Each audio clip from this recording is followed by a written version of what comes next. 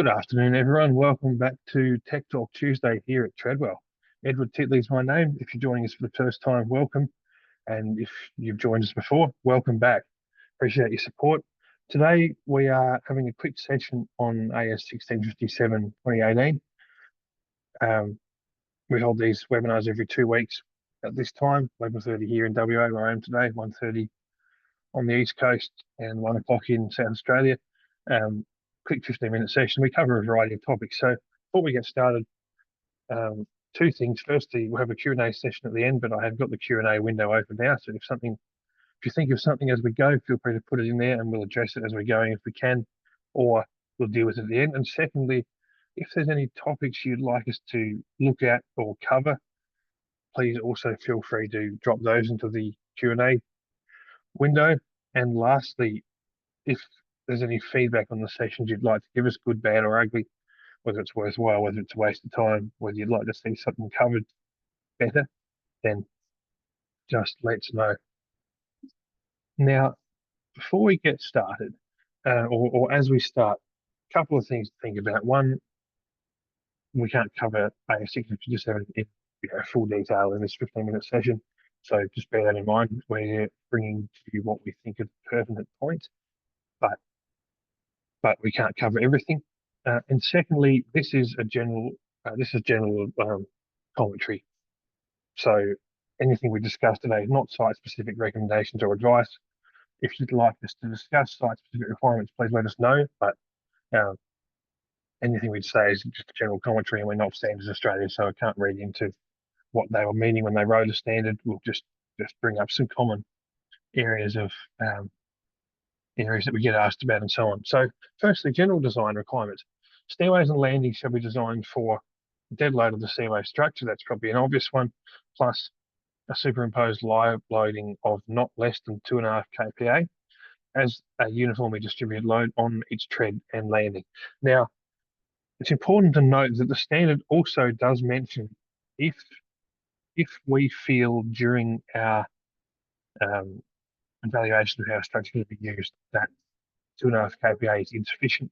Where this often comes up is sewage treatment plants, mine processing sites, those sort of places where there might be an agitator or a mixer that we need a gearbox to pull off for maintenance, and we want to rest that on the platform. We need to consider that loading if the loading is going, if the real use case of the structure is going to be a higher loading than the 2.5 kPa. Second thing is maximum deflection of span on 100 or 40 mil, whichever is lesser. My personal comment on that is 40 mil or span on 100 is quite unpleasant to walk on. It feels very springy. We would typically design to span on 250, just from a pedestrian comfort perspective. But span on 100 or 40 mil is what the standard notes. Now, on treads, 2.2 kilonewtons per linear meter as a concentrated line load is required for stair treads, or a 1.5 kilonewton point load over 100 by 100 mil square, whichever produces the most adverse effect. From experience, really that depends on the span of the tread as far as what's the worst possible effect. But happy to discuss that on a project by project basis. So you'd like to discuss. Now on platforms and landings, maximum slope in any direction 3 degrees. Maximum variation of height between floor panels is 5 mil. The minimum clear width of the walking surface is 600 mil, and the minimum headroom is 2,000 mil. Walking surfaces must be slip resistant. So that's something to note. There's a few ways that can be done. Any slip surface, some of your metal meshes have serrations and so on them. So we won't go into that in detail today, but to note that the surface should be slip resistant. Now this next clause is something that often trips people up. Where persons have access to or work beneath the platform or landing, 15 mil drop ball may not pass through. Now, where we see this as we often see this overlooked until a product's being installed, floor mesh, the opening is too large, and then we need to either put a cover plate over the top or we have to weld on a secondary mesh underneath. This is something that's it's very beneficial to consider during the design process. A lot easier to incorporate a mesh with a smaller opening than to try and fix it later. Now, as you see in this picture, it doesn't mention this as a requirement for stair tread. So you'll see in this example here, our landing has our mini mesh product that's a 13mm clear opening. The treads have a square mesh 32mm clear opening. If you're, it is absolutely possible to use the mini mesh for treads as well. However, the standard doesn't expressly say that it's required for treads, just platforms or landing. Toe boards required where an object could fall from a platform or landing, and there's a variety of ways that toe board can be done, either incorporated into a handrail or guardrail or attached to the floor mesh or grating. Both of those are possible in FRP depending on what's most convenient for you. And lastly, on platforms and landing, standing space of not less than 600mm clear of cross-traffic door swing or any other structure. Door swing is one that often catches people out as well, so just draw that to your attention. On walkways, maximum slope in any direction of 3 degrees for what we consider a level walkway, so that's the same as a landing. Maximum slope of a sloping walkway in the direction of travel is 20 degrees, so we call it a ramp, if you will, and cleats are required for slopes greater than 10 degrees. So there's a variety of ways that cleats can be done. FRP, more on that. We're happy to discuss that. We're running a bit behind, so that I'll leave it at that for cleats. But if you'd like to have a further discussion on that, I'm happy to do so. Now, once again, same as platforms, minimum clear width of walking surface of 600mm and 550mm clear between guardrail. Minimum headroom 2 meters once again, and the 15mm drop ball clause also on walkways. Now, this here is a beneficial matrix to be aware of. Means of access between levels. So we start here at the bottom with level walkways, 0 to 3 degrees from horizontal, sloping walkway between 3 to 20 degrees in the direction of travel, noting that our preferred range is in the 0 to 10 degrees.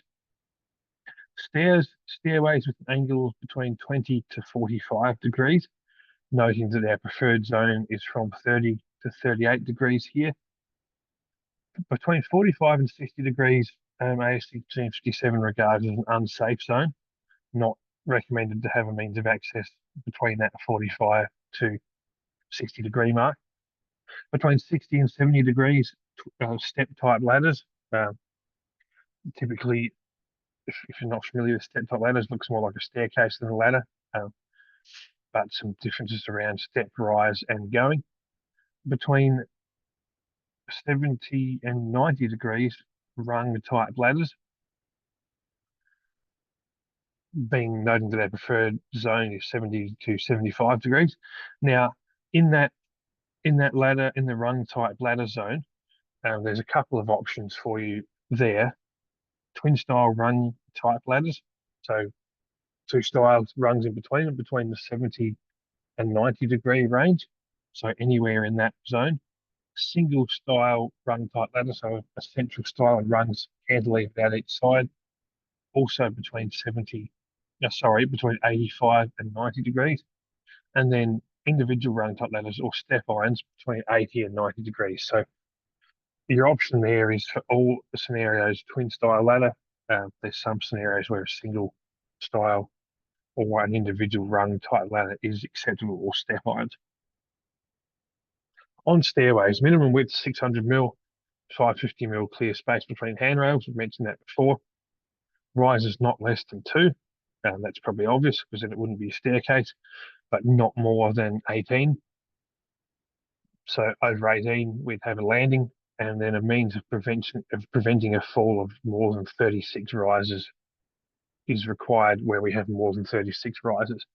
Tolerance between rises is 5mm, and contrasting nosing to ensure edge of tread is clearly visible. So a couple of things there. Means of prevention of a fall, that's one thing. Now there's a few ways that can be done, whether it's a gate, self-closing gate, whether it's an extended landing or a change in direction. depending on what you need to do on your site.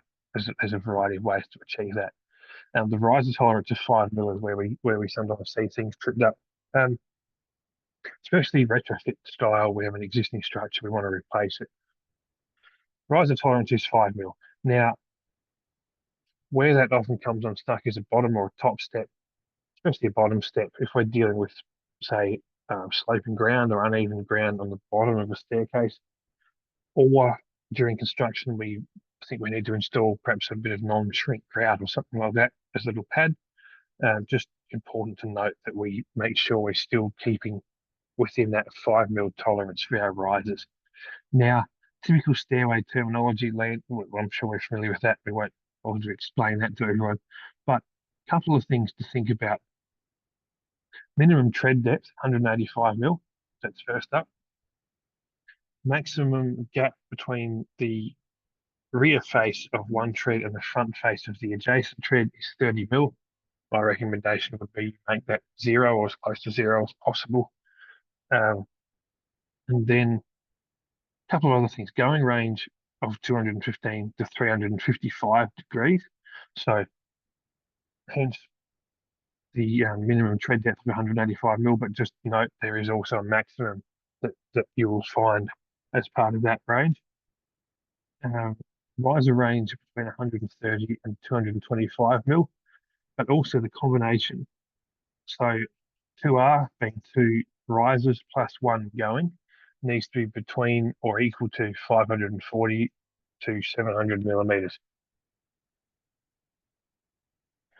On ladders, twin style ladders to start with, width between the styles is to be between 375 to 525 mil.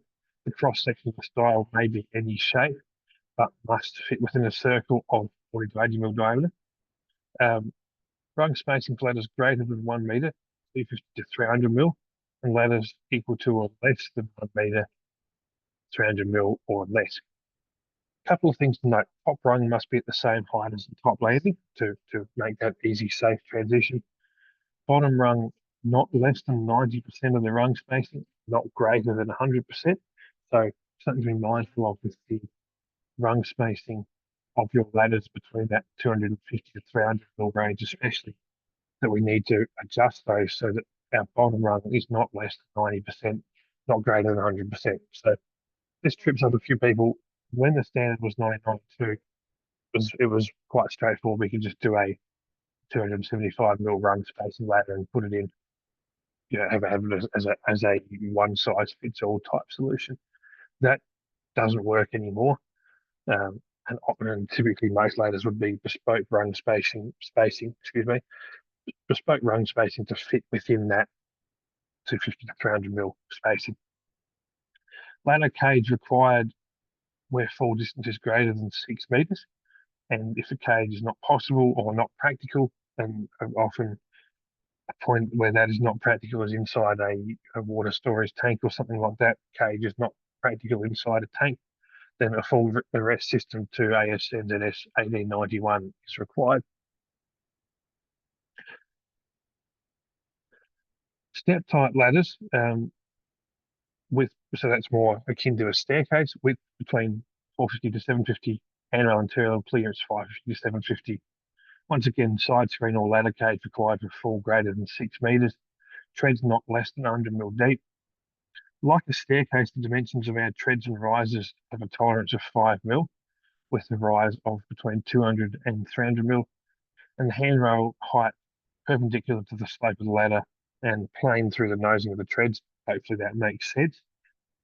Between 150 and 200 mil, and our landing requirements largely as per the requirements of the platform, according to AS1657.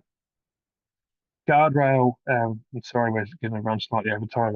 This is the last slide, or second to last. On guardrail or handrail, minimum height of 900 mil. One or more mid rails required such that you clear space between the rails or between the mid rail and the toe board is 450 mil or less. If we're not using a toe board, the lowest rail, so the mid rail or a bottom rail, intermediate rail, depending on the height of the handrail, is to be 560 mil or less. Handrail must be parallel to the floor, and then some loading requirements here. These are not additive. 600 newtons outwards or downwards on any rail or post, 250 newtons per linear meter outwards or downwards on any rail. Elastic deflection less than 100 mil, and toe board 100 newtons deflection such that the inside of the toe board to the edge of the platform is less than 10 mil. So that would be to prevent an object dropping between the toe board or between the toe board and the edge of the platform if that load was applied. Now, just something to think about. 1657 gives a table. I don't have it here. I don't think. No, there's a table of materials that are pre-accepted to conform to the requirements of this loading. Anything that's not on that table, and that table is a couple of grades of steel and a couple of grades of aluminium, or a few sizes of those materials. Anything that's not that, so any FRP handrail or other proprietary handrail style system must be mechanically tested in a NADA approved laboratory. So an engineer's sign off is not enough. It needs to be actually physically tested with these imposed loadings as per the standard. There's a test procedure given in the standard, and there's a means by which the test results are to be presented given in the standard. So just important to note, if you're looking to specify a handrail product, very important that you be aware of what the testing requirements are and that the product you're seeking to use has been tested. We offer the Rail-X system, the system in this picture, which is load tested to the requirements of this standard by a NADA approved lab, and we can give you that test report. Would encourage anyone to also request that test report for any other of your proprietary style handrail products. That's the end of the discussion. Sorry, we're a couple of minutes over time. Appreciate you joining. And as I said earlier, obviously we can't cover everything on the standard in a session like this, but these are some pertinent points. I hope they're helpful. If there's anything you'd like us to cover in a future session, please let us know. You can either drop us an email, hello@treadwellgroup.com.au, or you're welcome to put it on this Q&A chat, which will stay on for a couple of minutes to answer any questions that anyone might have, or attempt to at least. And if you're looking for site-specific advice, once again, feel free to let us know, and we're happy to either come out and have a chat or set up a discussion. Once again, everything we discussed today is general commentary, not site-specific advice. So it's 11:48 here where I am in WA today. I'll stay on for a minute or two. If anyone's got any questions, feel free to drop them on the Q&A session. Question from Vincent: how can point loads on grading be checked? What we have done is we've done we've done some physical load testing. We've also modeled our grading in space gas so that we can do an FAA for point loads. Long term, we hope to have a calculator on our website that also does point loads. We've got one, as you might be aware, Vincent, that'll do UDLs and line loads for the stair treads. Currently, we have that calculator on our website. It's called TreadSpec. Long term, we'd like to have it do point loads as well. That's a little bit more involved. If you're needing a point load on the grading, just drop us a note. The hello@Treadwell Group address will do the job, and be happy to do that check for you in the meantime. I'm not sure if hopefully that helps.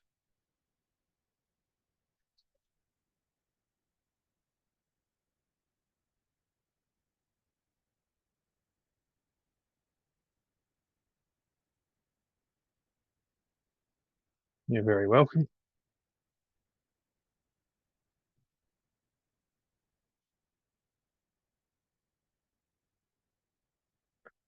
$11.49, just stay on for another minute. Resources for two-way spanning check. That's a good question. Now, the short answer is no, and the bit longer answer is, and I assume you're meaning rather than just simple span, so either multiple spans, so I say perpendicular, or a platform with support around four sides. Is that right, Vincent? Is that what you think? If that's right, then we don't have that data, and the reason we don't is because we work according to the American Composite Manufacturers Association. They give test requirements for our grading product, or for any FRP grading product, I should say. The test requirement is all single span. So that's the data we publish. That's why it is only a single span. But you're absolutely correct. Multiple span or something with a support around the full perimeter is absolutely better structurally.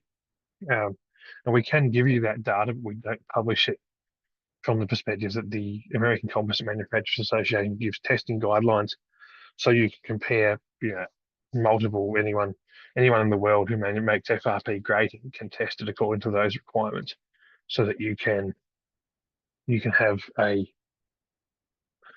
consistent or a uniform means of comparison. Hence, that's the data we publish. But if there's something you're looking to do, drop us a note. We have got some data on that. It is definitely or absolutely better, but we don't publish it for that reason. I hope that makes sense. Another question about gates being required on ladders. Drop us an email, hello@treadwellgroup.com.au. I'm sorry, off the top of my head, I can't remember, but the answer, I want to say I don't think so. But just drop us a note if you like, hello@treadwellgroup.com.au. That'll give me your email address or contact details, hopefully, and we'll be able to confirm that for you. But from memory, no, I don't think a gate is a requirement on a ladder. I mean, I would recommend one from a personal perspective, but no, not required. Is my understanding. But we'll get that confirmed either way if you could care to drop us an email.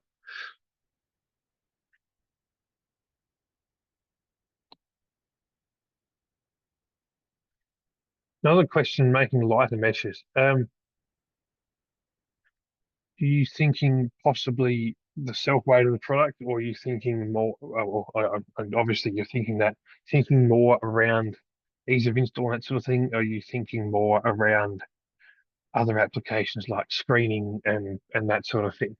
Um, we make, or we do make a variety of meshes in with various thicknesses and various opening sizes. I mean, not sure how light you're thinking. But okay, we have in stock of one of our standard products. It's a 15 mil thick mesh with a 38 by 38 pitch or bar centers to it, which gives you a 32 mil clear opening. So that 15 mil thick 38 by 38 product has a self weight of about 7.7 kilos per square meter. You thinking if you're thinking something or a specific application, I mean there are other products we do. Mesh type products that are more for concrete reo and that sort of thing. But they can be used as lightweight fencing screening type solutions if that's what you're thinking. Once again, if you'd like to discuss further on that, feel free to drop us a note to the hello address. Otherwise, if that weight sounds about right, then happy to send you back a catalogue. If you just drop us a note again, hello@treadwellgroup.com.au, can send you back a catalogue and just point out that product. That product we mentioned is often used as a secondary screen, like an infill for handrail or guardrail and those sort of things. So that might be a good option for you. Otherwise, if you've got some more details on what you're looking to do, just drop us a note and we might have a better recommendation for you.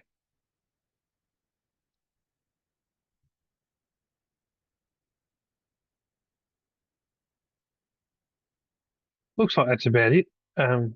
Another half minute if anyone thinks of anything else. Otherwise, you're always at liberty to drop us a note, hello@treadwellgroup.com.au, or give us a call, 1-800-246-800 for Australia, 0800-244-600 for New Zealand, and happy to discuss further. Thanks again for joining, everyone. Appreciate your support, appreciate the engagement, and we'll see you again in a couple of weeks for another Tech Talk Tuesday. Thanks again.